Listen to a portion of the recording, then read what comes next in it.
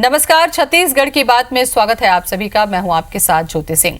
राज्य में भूपेश सरकार ने 1 महीना पूरा कर लिया। वैसे तो 30 दिन में किसी सरकार के कार्यों का आकलन नहीं किया जा सकता, ये उचित भी नहीं होगा, लेकिन खुद सीएम भूपेश बघेल ने प्रदेशवासियों के नाम चिट्ठी लिखकर सरकार के कामकाज के बारे में बताया। इस दौरान नई सरकार ने कई बड़े फैसले लिए। कुछ के लिए जनता से वाहवाही मिली तो कई फैसलों पर विपक्ष से विवाद भी हुआ। कई मामलों पर सरकार अभी भी संशय की स्थिति में बनी हुई है। लेकिन सवाल यह है कि क्या सरकार के 30 दिन के कामकाज ने प्रदेश में कांग्रेस पार्टी को मजबूत किया है?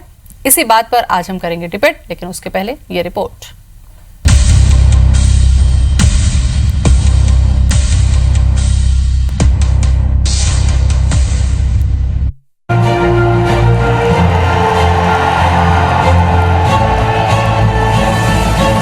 मैं भूपेश बघेल ईश्वर की शपथ लेता हूं, भारत के संविधान के प्रति सच्ची श्रद्धा और निष्ठा रखूंगा। ये तस्वीरें छत्तीसगढ़ में ऐतिहासिक बदलाव की हैं। कांग्रेस का 15 साल का वनवास आखिरकार खत्म हुआ।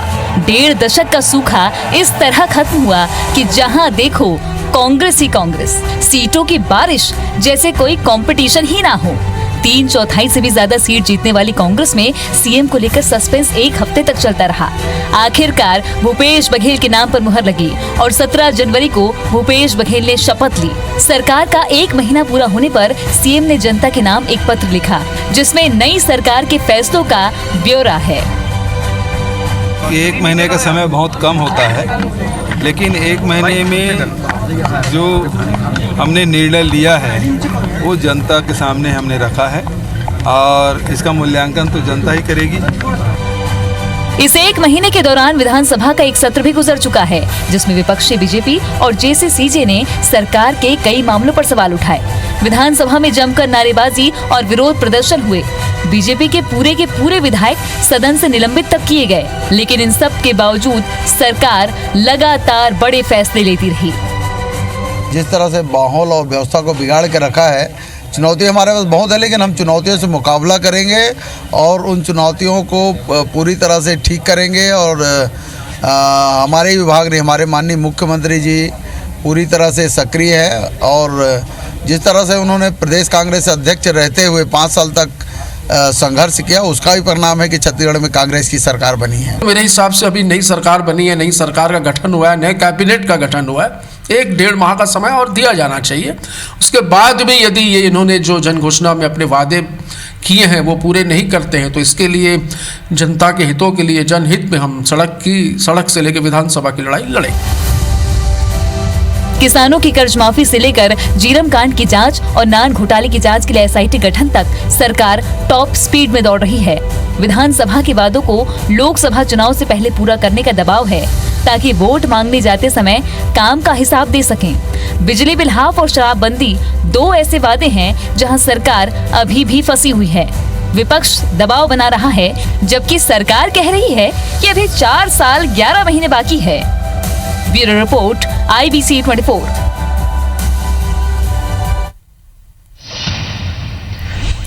तो भूपेश सरकार के 1 महीने पूरे हो चुके हैं और इस दौरान उन्होंने जो फैसले लिए हैं उसको लेकर किसी भी सरकार का कार्यों का आकलन नहीं किया जा सकता, क्योंकि ये बहुत जल्दी होगी और ये उचित भी नहीं होता। लेकिन खुद सीएम भूपेश बघेल ने प्रदेशवासियों के नाम चिट्ठी लिखी और उस पर तमाम बातों का जिक्र किया। उन्होंने जो फैसले लिए उसका भी जिक्र किया और आगे जो उनका उद्देश्य है उसको भी उन्होंने अपने खत में शामिल किया है।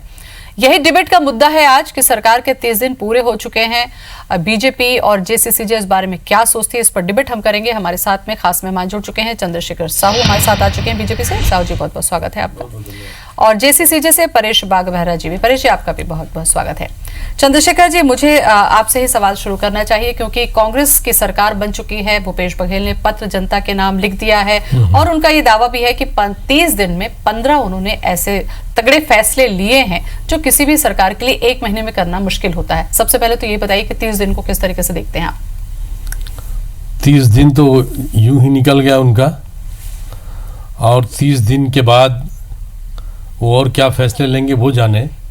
लेकिन 30 दिन में जिस प्रकार से ताबड़तोड़ उन्होंने संदेश देने की कोशिश की है, वो कहाँ से कैसे पूरा करेंगे। मुझे लगता है एक बार सरकार को पूरा स्टेटस पेपर सामने रखना चाहिए, स्थिति पत्र, खासकर वित्तीय दृष्टि से। मुझे जो जवाबदारी मिली थी राज्य वित्त आयोग के सिफारिशें तय करने की, तो उस दृष्टि से भी मैं कह रहा हूं कि एक बार फाइनेंशियल स्टेटस पेपर सामने आना चाहिए प्रदेश की जनता के बीच में कि आप इतने जो वादे किए हैं उसको पूरा करने के लिए आपके पास क्या व्यवस्थाएं हैं। अब ठीक है, आपने पॉपुलर स्टेप उठाया, पॉपुलर स्कीम को पॉपुलर नारे दिए हैं और वादे किए हैं, उसको पूरा करने का आपने पहल किया, प्रयास किया है। हम उस पर कोई बहुत ज़्यादा टिप्पणी करना इसलिए इम्योच्योर मानते हैं कि कम से कम सरकार को समय देना चाहिए, और एक जिम्मेदार विपक्ष के सदस्य होने के नाते हमारी पार्टी के सारे लोग, चाहे नेता हो कार्यकर्ता हो, सरकार के फैसले के क्रियान्वयन के इंतजार में हैं। उसके बाद क्या स्थिति धरातल पर क्या है। चलिए, इस पर चर्चा मैं आपसे बिंदुवार तरीके से करूंगी चंद्रशेखर जी, क्योंकि 15 साल से आप लोगों ने वहां पर सत्ता में रहे हैं और तमाम उन पहलुओं को देखा है जिस पर कांग्रेस सरकार अब वादे कर रही है या घोषणा कर रही है। परेश बागबेहरा जी भी हैं जेसीसीजे से। परेश जी, आपसे सबसे पहला सवाल यही कि 30 दिन के सरकार के कामकाज को किस तरीके से देखते हैं? हालांकि 1 महीने का वक्त कम है, लेकिन जब भूपेश बघेल ने खुद से चिट्ठी लिखी है, तमाम उन योजनाओं का जिक्र किया है, सुदृढ़ छत्तीसगढ़ बनाने की बातें की है, तो ऐसे में आपकी क्या भूमिका है? आप किस तरीके से देखते हैं? देखिए, एक शेर से मैं अपनी बात शुरू करना चाहता हूँ कि प्यार का पहला खत लिखने में वक्त तो लगता है, नए परिंदों को उड़ने में वक्त तो लगता है। और इस 1 महीने में नवा छत्तीसगढ़ गढ़ने की दिशा में उड़ान तो इस सरकार ने भरनी शुरू की है, लेकिन धरातल में जिस प्रकार का जो स्थिति बनना चाहिए वो कहीं ना कहीं अब लोगों को एक प्रश्नवाचक चिन्ह उनके दिमाग में आ रहा है कि वास्तव में क्या ये जो घोषणाएं हो रही हैं वो पूरी होंगी कि नहीं होंगी, जो जन घोषणा पत्र में जो वादे किए थे। क्योंकि 6100 करोड़ रुपया सहकारी बैंकों के कर्जा माफी के लिए चाहिए, जबकि अभी अनुपूरक बजट आया था उसमें उन्होंने 2700 करोड़ रुपए का प्रावधान किया है। उसी प्रकार जो राष्ट्रीयकृत बैंक हैं, जो निजी लोन हैं, जो दीर्घकालीन ऋण हैं, इसके बारे में बिल्कुल भी सरकार ने कोई फैसला अभी तक नहीं किया है। ठीक है, बातचीत हो रही है। मैं उम्मीद करता हूं कि जब पूरे साल का बजट आएगा तो निश्चित रूप से इन सारी चीज़ों का प्रावधान होगा, जो मुझे लगता है कि लगभग 40,000 करोड़ रुपए की राशि की आवश्यकता प्रदेश में कर्ज माफी के लिए उसकी जरूरत पड़ेगी।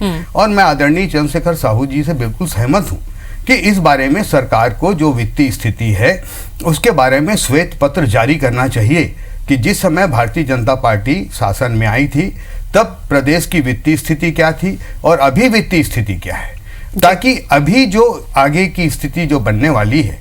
और हम निश्चित रूप से मानते हैं कि अभी ये जो सरकार है निश्चित रूप से अपने वादे पूरे करेगी, और हम विपक्ष में एक सकारात्मक भूमिका निभाते हुए हम सरकार को पूरी तरह सहयोग करेंगे ताकि किसानों का पूरा जो वादा हुआ है 2500 रुपए क्विंटल में धान लेने का वो पूरा हो सके। अभी देखिए 2500 रुपए क्विंटल में जो धान खरीदना है, लगभग 85 लाख टन धान खरीदना चाहती है सरकार, उसमें उन्होंने लगभग 2800 करोड़ रुपए का प्रावधान किया है, जबकि कम से कम 1800 करोड़ का जो है प्रावधान किया है, जबकि जरूरत जो है कम से कम 3200 करोड़ रुपए की। तो इन सारी चीजों के लिए भी सरकार को ध्यान देना चाहिए। चंद्रशेखर जी, जैसा कि परेश जी ने भी यही बात उठाई, आप भी यही बात कर रहे हैं। सबसे पहले तो बात यही थी कि किसान की कर्ज माफी की, समर्थन मूल्य की, चाहे तेंदुपत्ता संग्रहण के दर बढ़ाने की बात हो, वित्तीय स्थिति की आप बात कर रहे हैं। आपको नहीं लगता कि जब 15 साल बाद सत्ता में वापसी कांग्रेस करना चाह रही होगी और उसने कुछ घोषणा पत्र में वादे किए होंगे, तो क्या आपको लगता है कि बिना वित्तीय प्रबंधन के, बिना किसी योजना के केवल सब्जबाग तो नहीं दिखाया होगा, कुछ ना कुछ आधार तो रखा गया होगा, तब इतनी तरीके से सत्ता में आते ही इस तरीके की चीजों को उन्होंने ऐलान किया? क्या आपको लगता है ऐसा नहीं होगा? देखिए, ये तो स्टेटस पेपर सामने आने से स्पष्ट होगा कि आपकी आवश्यकता किस प्रकार है, कहां से आप राजस्व जुटाएंगे और इनको पूरा करने के लिए आपके पास जो मेथोडोलॉजी है वो किस ढंग से होगा। आप ताबड़तोड़ घोषणा कर रहे हैं, उसके पीछे आपके कहीं ना कहीं फाइनेंशियल बैकिंग होनी चाहिए, और जो राजकोषीय घाटा जो एकदम से बढ़ने वाला है, फिर आरबीआई के जो पैरामीटर्स हैं, जो फाइनेंशियल एक प्रकार से अनुशासन की बात आती है क्या आपको पूरे लगता देश है में लागू चंद्रशेखर है। जी, मैं ये जितने कहता साल से हूं, सत्ता में आप लोग रहे, क्या आपको लगता है कि यही वजह है जिसकी वजह से कर्ज माफी नहीं कर पा रही थी, और अब क्या भूपेश सरकार कर्ज माफी नहीं कर पाएगी? आपको नहीं लगता कि जनता बहुत जागरूक है, किसान बहुत जागरूक है? नहीं, मेरा कहना ये नहीं है, कतई नहीं है। सरकार ने पहल की है, सरकार कर्जा माफी के दृष्टि से उन्होंने घोषणा की, और जिस प्रकार से 3 सदस्यीय जो उनका मंत्रिमंडल बना, 2 सदस्यीय मंत्रिमंडल बना, मुख्यमंत्री जी सहित 3 हुए, और उन्होंने जाके फैसला की, उसमें मुझे लगता है पॉलिटिकल माइलेज उनको लेने की ज्यादा तत्परता दिखाई गई है, ज्यादा वो दिखाया गया है।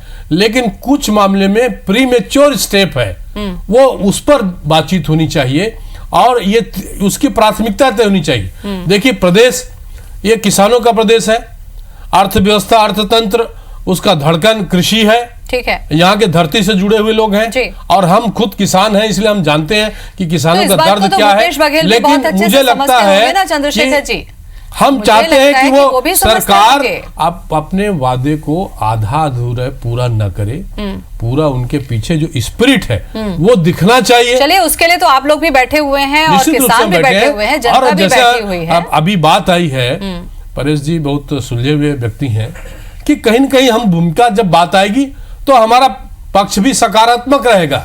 किसानों के मामले हो, युवाओं के मामले हो, रोजगार के मामले हो, महिलाओं के मामले में, प्रदेश के जो जीडीपी में वृद्धि करने की बात हो, उसमें भी हम सकारात्मक भूमिका निभाएंगे।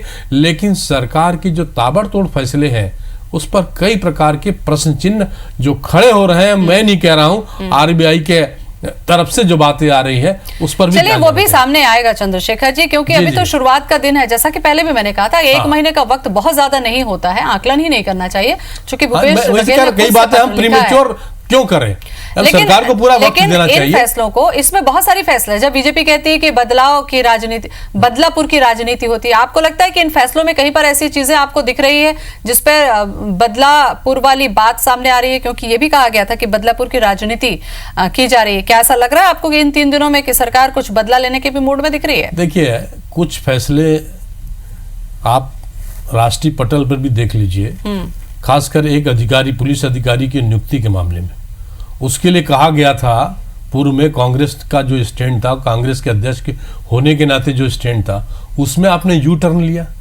कई मामलों में यू टर्न लिया। स्वामी अग्निवेश जैसे व्यक्ति, वो हमसे सहमत नहीं है, बीजेपी की तरफ से नहीं बोलते हो कभी भी, लेकिन उन्होंने भी आपत्ति की। क्या ये विषय लोगों के सामने आलोचना की दृष्टि से नहीं है?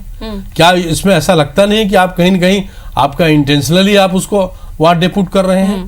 तो हम यही उम्मीद करते हैं कि ये सरकार किसी भी प्रकार से बदलापुर या बदले की राजनीति के बजाय अपनी भूमिका को, लेकिन बदलापुर नहीं, परेश जी आपसे भी यही मैं सवाल कर रही हूँ, इसी बात को मैं आपसे आगे बढ़ा रही हूँ। बदला, इसको किस तरीके से समझा जाता है? एक सरकार जाती है, दूसरी आती है, तो कुछ बदलाव तो निश्चित तौर पर होते हैं, चाहे प्रशासनिक स्तर पर हो, चाहे योजना के लिहाज से हो, चाहे कार्य योजना के लिहाज से हो। अगर उसमें सरकार अमल करती है तो ये बदला किस तरीके से होगा? ये तो बदलाव ही हुआ ना। जी, बिल्कुल सही बात है। देखिए, अभी सरकार शुरू हुई है, काम करना शुरू की है। अगर वो यहाँ पर एक गुड गवर्नेंस देना चाहती है और ये बताना चाहती है कि हम कानून का शासन यहाँ पूरी तरीके से लागू करेंगे, और जिस प्रकार से पुराने समय में अधिकारी राज चल रहा था और पूरे खजाने में लूट खसोट मचा हुआ था, उसको वो रोकने की कोशिश कर रही है, तो निश्चित रूप से अभी हमको उसको समय देना चाहिए कि वास्तव में सरकार किस दिशा में आगे बढ़ रही है। मुझे लगता है कि ये बदलापुर की राजनीति नहीं है, बल्कि जो घोटाले उस समय हुए थे और जिस प्रकार का आतंक का राज उस समय चला है अधिकारियों के द्वारा, और वहां पर जो शासन में बैठे हुए थे, उस हिसाब से जो निर्णय शासन ले रही है वो बिल्कुल सही निर्णय ले रही है। और हम चाहते हैं कि एक भी घोटालेबाज नहीं बचना चाहिए। यहाँ पर पिछले 15 साल में जिस तरीके से लूटा खसोटा गया है, 30,000 करोड़ रुपए से ज्यादा काला धन यहाँ के कुछ लोगों ने, कुछ नेताओं ने, कुछ यहाँ के अधिकारियों ने बनाया है, वो एक एक पैसे बाहर आना चाहिए। और यहाँ के चलिए, आना तो बहुत कुछ चाहिए परेश जी, मुश्किल तो यही है कि आ नहीं पाता। धान के बोनस की जब बात होती है, वादा किया जाता है और धान का बोनस नहीं मिलता। साहू जी, तो क्या लगता है आपको कि वादा करके वादा खिलाफी की सजा भी तो देती है जनता? देखिए, जनता तो अंतिम फैसला करती है। लोकतंत्र में उसका मैंडेट, उसका निर्णय हम सबको सुराधारी है, और जब हम किसी विषय पर हमने अपने कमिटमेंट को पूरा नहीं किया। आपको लगता है ना कि बीजेपी ने कमिटमेंट किया था, वो अगर पूरा कर देती मैं तो व्यक्तिगत रूप से मैं कह रहा हूँ, मैं तो आज बातचीत में मैंने कहा कि ये जो कमिटमेंट हमने नहीं पूरा नहीं किया है उसका खामियाजा हम भुगत रहे हैं आज। बिल्कुल। और हम कोशिश करना चाहते हैं और हमारी उम्मीद भी है कि ये सरकार किसी भी प्रकार से बदले की राजनीति पर नहीं टिकेगी और जो वादे उन्होंने किया है वो पूरा करेगी और उसकी अपनी प्राथमिकता तय करना। बिल्कुल, जैसा कि आप भी कह रहे हैं, सरकार की प्राथमिकता अगर करते हैं, कमिटमेंट करने के बाद चंद्रशेखर जी अगर पूरा नहीं किया जाता कमिटमेंट तो जनता उसका जवाब देती है। और इस चीज को 15 साल से वापस में जब सत्ता में लौटी है कांग्रेस, तो मुझे लगता है बहुत बारीकी से इसको समझ रही होगी, ऐसी गलती वो नहीं करना चाहेगी क्योंकि जनता बहुत समझदार हो गई है, चाहे किसान हो चाहे आम जनता हो। चंद्रशेखर जी, यहाँ पर ब्रेक पर जाने से पहले मैं चर्चा कर रही थी कि 15 अगर बिंदुओं को देखा जाए तो आदिवासियों की चाहे जमीन है जिसका इस्तेमाल नहीं हो रहा है वो उनको लौटा दिया जाए, वन अधिकार पट्टे जो थे जिनको निरस्त कर दिया गया तो उस पर दोबारा जांच की है, ये कुछ चीजें, क्योंकि आदिवासी बहुल इलाका है, आपको लगता है कि आदिवासी के हित के लिए भी सरकार काम कर रही है, इस बारे में क्या कहेंगे आप? देखिए ज्योति जी, भारतीय जनता पार्टी पिछले अपने कार्यकाल के दौरान ट्राइबल एरिया में, ट्राइबल के विकास में जो निर्णय ली है, मुझे लगता है उसमें कहीं न कहीं आप उसके कसौटी पे खरा उतरने की हमने कोशिश की है, उसको आप एक बार विजुलाइज कर सकते हैं, उसकी आप समीक्षात्मक बात कह सकते हैं। जैसे वनाधिकार पट्टे वाले मामले भारतीय जनता पार्टी ने अपने कार्यकाल में शुरू किया, और भी कई मामले हैं, और जो बोनस का मामला है वो पूरी तरीके से भारतीय जनता पार्टी ने प्रतिबद्धता से उसको पूरी की। खासकर जो हमारे लघु वनोपज के निर्धारण का विषय है उसमें बोनस देने का मामला है, पहले फैसले हुए हैं, उसे ही अभी की सरकार ने बढ़ाना शुरू किया है, वो हम उसका स्वागत करते हैं, इसमें कहीं दो मत नहीं है। लेकिन उन योजनाओं पर क्या काम बीजेपी ने नहीं किया था? क्या उन योजनाओं पर चंद्रशेखर जी काम बीजेपी ने नहीं किया था? क्या इस वजह से जनता नाराज थी? क्या वजह थी? क्योंकि जैसा आपने बताया कि योजना तो आप लोगों ने शुरू की ही थी। वो तो उसके बहुत सारे फैक्टर्स हैं, खासकर 15 साल अपनी सरकार में जिस प्रकार से लोगों ने देखा है, कहीं न कहीं हमारी सरकार स्मूथली चली है, तो आप सहमत हैं? कहीं उस प्रकार से हर्डल लोगों के सामने आया नहीं है, लेकिन एंटी इनकम्बेंसी इस रूप में होगा, इस स्तर पे होगा, इस लेवल पे होगा, ये अंदाज नहीं था। और हमारी कहीं न कहीं चूक हुई है कि हम जनता के नब्ज को नहीं सब पढ़ सके। कई घोषणा पत्र के मामले में कांग्रेस ने अपनी भूमिका को बहुत ज्यादा प्रभावी बनाया और घोषणा पत्र का असर भी दिखा। और मैं कहता हूँ 2 मुद्दे और हैं। उन्होंने कहा 2 साल के बोनस हम और देंगे एक साथ, अभी के मामले में पूरा मौन है। यदि वो बैकलॉग में जाएगा, पुराना हो जाएगा, तो आप कहां से देंगे, कैसे देंगे? उसकी जो वित्तीय एक प्रकार से प्रक्रिया है उसको आप पूरा कैसे करेंगे? अभी आपने अनुपूरक बजट में जब बातें कही हैं, उसके बाद फिर उसको रेगुलर बजट में लाएंगे क्या? फिर आपके पास जो बजट का आकार है वो 1 लाख करोड़ के आसपास पहुंच रहा है, तो ऐसी स्थिति में आप उन वादों को पैसा पूरा करेंगे? और जो महिलाओं को एक प्रकार से एक अच्छा ध्रुवीकरण करने का इन लोगों ने जो औजार बनाया था शराबबंदी का, उस शराबबंदी के मामले में भी आप यू टर्न को हम भले ना कहें, लेकिन कहीं ना कहीं आप अपने वादे को ट्विस्ट कर रहे हैं कि हम ये करेंगे, वो करेंगे, ऐसा वैसा नहीं करेंगे। मुझे लगता है शराबबंदी वाले विषय पर भारतीय जनता पार्टी की ओर से जो भी कहा जाए, लेकिन ये स्पष्ट है कि सरकार का रुख इसमें स्पष्ट होना चाहिए। ये 2 विषय हैं। परेश जी, जैसा कि चंद्रशेखर साहू जी भी कह रहे हैं, घोषणा पत्र की बातें हैं, उसमें प्रमुखता दिखी, एंटी इनकम्बेंसी की बात दिखी, क्या आपको लगता है कि यही कुछ वजहें थी जो कांग्रेस को जनता ने वोट दे दिया, या कांग्रेस ने जो वादे किए या बीजेपी की जो नाराजगी थी लोगों के अंदर में, उसका भी ये नतीजा था कि कांग्रेस को बहुमत मिला है और उसके आधार पर 30 दिन का ये जो काम है, इसको कैसे देखेंगे आप? देखिए, ऐसा है कि इस बार जो जनता ने कांग्रेस को नहीं जिताया है, वास्तव में उसने बीजेपी को हराया है। कि जिस प्रकार से सरकार चली पिछले 5 साल में, पूरा अधिकारी राज हो गया था, कहीं कोई देखने वाला नहीं, तहसीलदार नहीं बैठते थे अपने ऑफिस में, पटवारी काम नहीं करता था, हर जगह बिना भ्रष्टाचार के कुछ काम नहीं होता था, गांव-गांव में शराब बिक रही थी, खुलेआम गुंडागर्दी चल रही थी, इस प्रकार की जो दुर्दशा थी कोई सुनने वाला नहीं था। तो वो उसके कारण से, और केंद्र सरकार ने भी जो वादे किए थे, चाहे 15 लाख रुपए अकाउंट में देने की बात की थी, और भी 15 लाख वाला कोई वादा ही नहीं तो इस प्रकार से जबरदस्ती की जो बात है वो सारी चीजें जो हैं, जो 2 करोड़ हर साल बेरोजगारों को हम रोजगार देंगे, उसके वो सारे चीजों का मिला जुला एक कारण बना, जिसके कारण से ये स्थिति बनी। और ये सरकार भी अगर उसी प्रकार से करेगी जो स्थिति अभी जो बन रही है, अभी 2500 रुपए में उनको किसानों के धान नहीं, मुझे नहीं लगता परेश जी, मुझे लेना बिल्कुल नहीं लग रहा परेश जी कि इतनी आसानी से भूपेश बघेल केवल घोषणा करेंगे और उसको पूरी नहीं करेंगे। वो भी किसान के बेटा है, मुझे लगता है वो बहुत अच्छे से समझते हैं कि अगर वो वादे पूरे नहीं किए तो किसान एकजुट हो सकते हैं, खतरा हो सकता है। चंद्रशेखर जी, बार बार मैं यही चीज आपसे भी कह रही हूँ। 1 मिनट में ये बोलना चाहता हूँ, अभी 2500 रुपए में उनको रबी फसल का धान खरीदना चाहिए, तुरंत आदेश जारी करना चाहिए। उन्होंने अपने घोषणा पत्र में कहा है 25 अभी वो खरीफ फसल ले रहे हैं, रबी फसल के बारे में वो तो बोले हैं 25 रुपए में धान लूंगा, तो 25 रुपए में रबी फसल भी। चलिए, विनय जायसवाल हमारे साथ में जुड़ गए हैं कांग्रेस से। विनय जी, बहुत बहुत स्वागत है आपका। जी धन्यवाद। 30 दिन हो चुके हैं आपकी सरकार को। भूपेश बघेल ने पत्र लिखकर 15 बड़ी जो घोषणा पत्र के वादे उनको पूरा करने का जिक्र भी कर दिया। कैसे देखते हैं आप?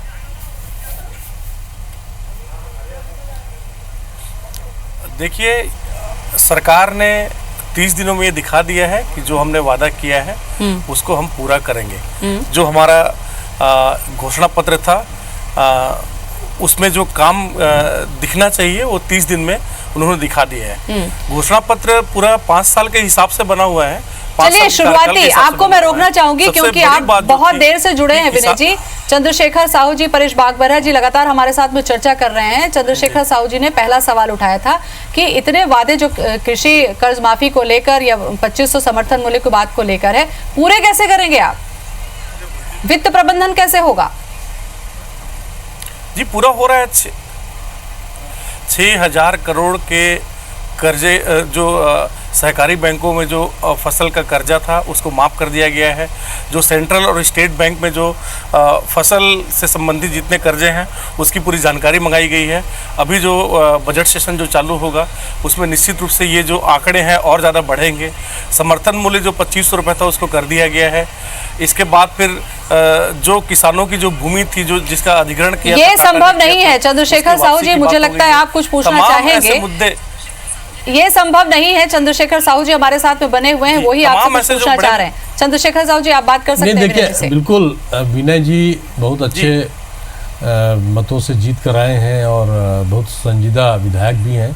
हम चाहते हैं कि सरकार उनकी बात को भी सुने, लेकिन हम सरकार के मंशा पर कोई सवाल खड़ा नहीं कर रहे हैं। मेरा ये कहना ये है कि आपके वित्तीय प्रबंधन कहाँ से होगा, कैसा, इसके लिए कोई आपके पास कोई आदमी है कि नहीं, एक्सपर्ट है कि नहीं है? आखिर आप पैसा कहाँ से लाएंगे? आप सारा चीज़ सब कुछ दे रहे हैं और आपके पास मशीनरी नहीं है, बजट नहीं है, पैसा नहीं है, तो आपके मंशा अच्छा होते हुए भी कैसे पूरा करेंगे? आपका मैकेनिज्म कैसे बनेगा? ये मेरा कहना है। और इस मामले में यदि रचनात्मक कोई सहयोग सरकार चाहेगी तो उसको भी देने के लिए तैयार है। और कम से कम देश भर के योजनाकारों से, देश भर के वित्तीय प्रबंधन से जुड़े हुए लोगों से या इस प्रदेश के जो भी वित्त प्रबंधन से जुड़े लोग हैं उनसे राय मशविरा भी कर सकते हैं।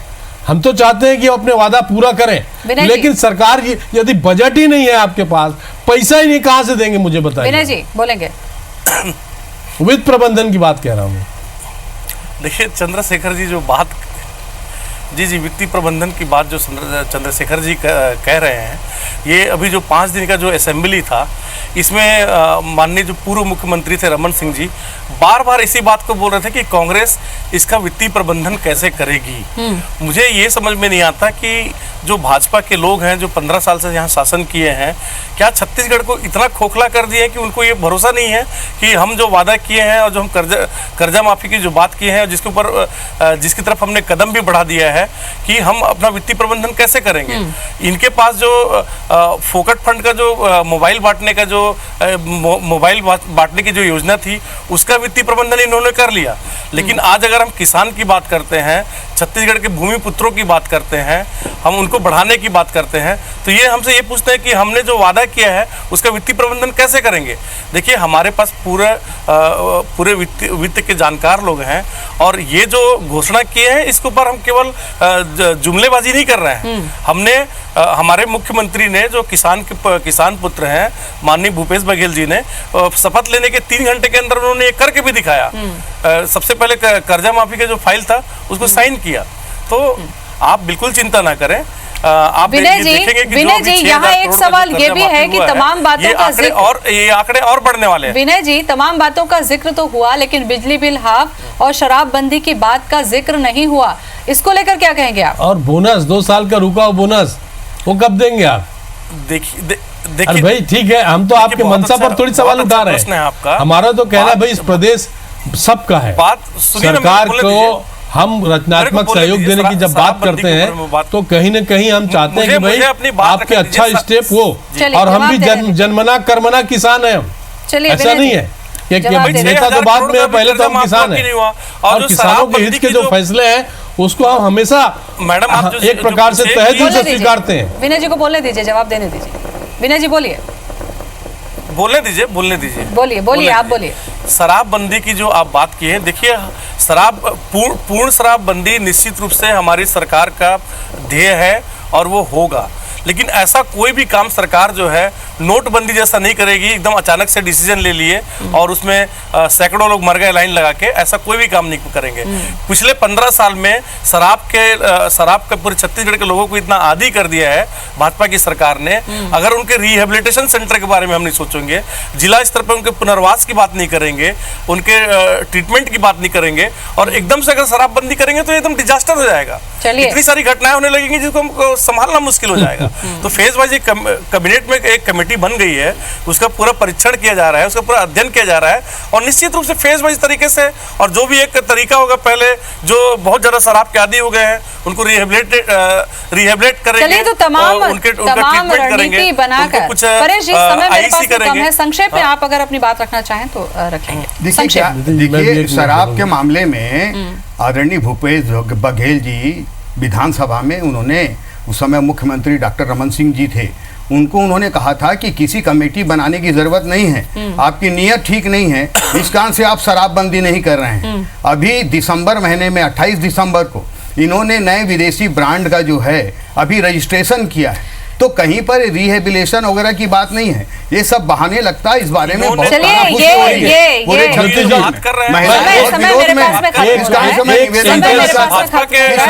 तुरंत लागू किया जाए।